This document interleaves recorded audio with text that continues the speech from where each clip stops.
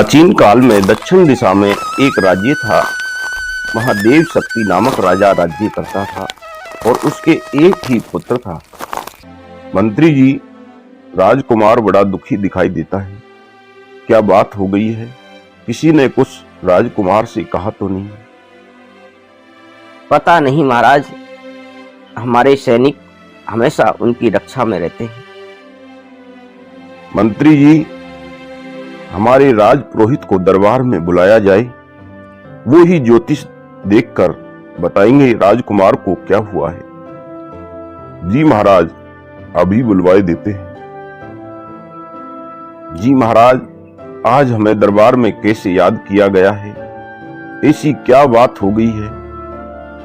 राज पुरोहित जी, राजकुमार का भविष्य देखकर बताइए, इनके भाग्य में क्या लिखा है? राजकुमार दिन प्रतिदिन दुर्बल होता जा रहा है। इनको क्या चिंता सताए जा रही है? इनको बार बार पूछने पर भी ये कुछ नहीं बता रहे हैं। जो आज्ञा महाराज, मैं अभी ज्योतिष देखकर इसका भविष्य बताए देता हूं। राज पुरोहित पत्रा देखने लगता है। महाराज, राजकुमार के पेट में एक सर्प ने अपना निवास स्थान बना रखा है, जिसके कारण राजकुमार दुर्बल होता जा रहा है। इसका कोई उपाय बताइए महाराज। इसकी आप चिंता ना करें, समय आने पर सब ठीक हो जाएगा। ये सब कर्मों का खेल है महाराज। राजकुमार ये सब सुनकर निराश हो जाता है और अपने कक्ष में चला जाता है और सोचने लगता है, अब यहाँ की जब प्रजा को पता चलेगा कि मेरे पेट में सर्प है तो वो लोग क्या क्या सोचेंगे। ऐसा सोच करके राजकुमार बेचैन हो जाता है। रात्रि में जब सब सो जाते हैं तो राजकुमार चुपचाप राज्य छोड़ करके चला जाता है और राजकुमार चलते चलते बालीदत्त राजा की राज्य में पहुंच जाता है और सोचने लगता है, यहाँ पर मुझे कोई नहीं पहचानेगा और मुझे यहाँ पर ही आश्रय ले लेना चाहिए। राजकुमार वहां भीख मांगकर अपनी भूख शांत करता और देवालय में जाकर सो जाता। उस देश का राजा बालीदत्त दो कन्याओं का पिता था। दोनों रूपसी और शालिनी युवतियां थी। एक दिन सभी जब भोजन कर रहे थे तो राजा ने अनायास ही पूछ लिया, बेटी रुक्मणी, आप किसके भाग्य का खाती हो? पिताजी, मैं तो आपके भाग्य का ही खाती हूँ। बेटी पद्मिनी, आप किसके भाग्य का खाती हो? पिताश्री, मैं तो अपने भाग्य का ही खाती हूँ। जो मेरी किस्मत में लिखा है मुझे वही मिल रहा है। राजा को पद्मिनी पर बहुत क्रोध आता है, लेकिन राजा चुपचाप सुनकर दरबार में चला जाता है। अगले दिन सुबह होती है। दोनों युवतियां प्रातःकाल राजा को चरण स्पर्श करने के लिए दरबार में जाती हैं। महाराज की जय हो। मैं आपकी आभारी हूँ, क्योंकि आपकी कृपा से मुझे संसार के सभी सुख प्राप्त होते हैं। लेकिन पद्मिनी चरण स्पर्श करने के बाद चुपचाप खड़ी हो जाती है और कुछ नहीं बोलती है। बेटी पद्मिनी, तुमने प्रणाम करने के बाद कुछ नहीं बोला और चुप खड़ी हो गई, क्या बात है? पिताश्री, मैं उस ईश्वर को मन ही मन धन्यवाद देती हूँ, जिसकी कृपा से आप राजा बने हैं और मैं राजकुमारी, वरना हम भी कहीं मजदूरी कर रहे होते। ये सुनते ही राजा क्रोध से बोला, ये राज्य हमने ईश्वर की कृपा से नहीं, अपनी योग्यता से प्राप्त किया है। इसको बनाए रखने में मेरा पुरुषार्थ कार्य कर रहा है, ईश्वर की कृपा नहीं। पिताश्री, पुरुषार्थ भी भाग्य के प्रभाव से ही फल देता है और भाग्य का निर्धारण मनुष्य के अच्छे बुरे कर्मों से होता है। ईश्वर की कृपा ना हो और कर्म फल सशक्त नहीं हो तो पुरुषार्थ भी निष्फल हो जाता है। अच्छी बात है, हम आज ही इसकी परीक्षा कर लेते हैं। राजा ने क्रोधित होकर अपने राज्य कर्मियों से कहा, इस कटुभाषणी कन्या का विवाह किसी भिखमंगे से कर दो, ताकि इसके कथन की परीक्षा हो सके। राज्य के सैनिकों ने राजा की आज्ञा से पद्मिनी के लिए किसी भिखारी की खोज प्रारंभ कर दी।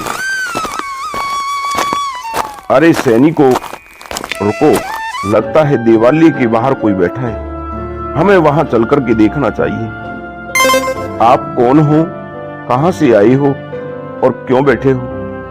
भाइयों, मैं एक भिखारी हूँ और एक भिखारी का ना तो कोई घर होता है और ना ही कोई जाति। आपको हमारे साथ दरबार में चलना होगा। सैनिक भिखारी को दरबार में लेकर चले जाते हैं। ठीक है, इसी से पद्मिनी का विवाह कर दिया जाए। ये देखकर रुक्मणी ने उपहास उड़ाते हुए कहा, बहन, व्यर्थ की बातें करके आपने अपने पिताश्री को क्रोधित कर दिया। अब भी समय है, तू उनसे क्षमा मांग ले। क्या तुझे इतना भी पता नहीं कि किसी शक्तिशाली या अपने किसी गुरुजन की भावनाओं को चोट पहुंचाना उचित नहीं है? बहन रुक्मणी, शक्ति से भयभीत होकर और श्रद्धा से मूक होकर अपने सुख की लालसा में या अपनी संभावित हानि से घबराकर जो व्यक्ति सत्य का दामन छोड़ देते हैं, उनसे ईश्वर भी विमुख हो जाते हैं। गुरुजनों के प्रति श्रद्धा और विनम्रता का ये अर्थ नहीं है कि उनके अहंकार, उनकी अज्ञानता और उनके अविवेक का समर्थन किया जाए। मेरे भाग्य में भीख मांगना लिखा है, तो उसे कौन रोक सकता है? पद्मिनी का विवाह उस राजकुमार से कर दिया गया। राजा ने 2 सैनिक और कुछ धन देकर राज्य से बाहर भेज दिया। राजकुमारी पद्मिनी प्रसन्नता से अपने पति के साथ दूसरे राज्य की ओर चल पड़ी। मार्ग में उसे एक विशाल सरोवर और वट वृक्ष दिखाई दिया। स्वामी, हमें आज यहीं पर विश्राम कर लेना चाहिए।